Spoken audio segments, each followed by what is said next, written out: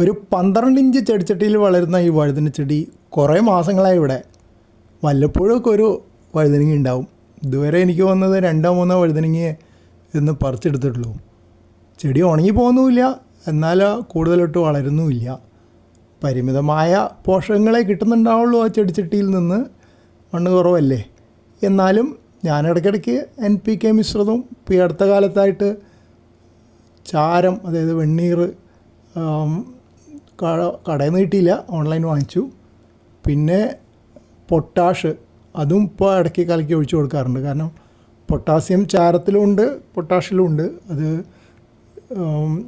പൂക്കളുണ്ടാവാനും പഴങ്ങളുണ്ടാവാനും, അതായത് കായ്ക്കാൻ നല്ലതാണെന്ന് കേട്ടുകൊണ്ടാണ്.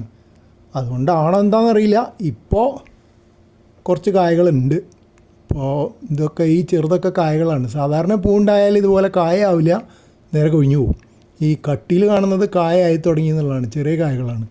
2 വഴുതനങ്ങകൾ വലിയ തിരക്കില്ലാത്ത സൈസ് ഉണ്ട്, മീഡിയം സൈസ് എന്ന് പറയാം. നല്ല പർപ്പിൾ നിറവുമുണ്ട്. അപ്പോൾ കുറേ കാലങ്ങൾക്ക് ശേഷമാണ് ഇവിടെ ഇങ്ങനെ അടുപ്പിച്ച് 2-3 വഴുതനങ്ങയൊക്കെ കാണുന്നത്. മുമ്പ് എനിക്ക് പറമ്പിൽ നട്ടപ്പോൾ പച്ച വഴുതനങ്ങയിൽ ഒരുപാട് വഴുതനങ്ങകൾ ഉണ്ടാവാറുണ്ടായിരുന്നു.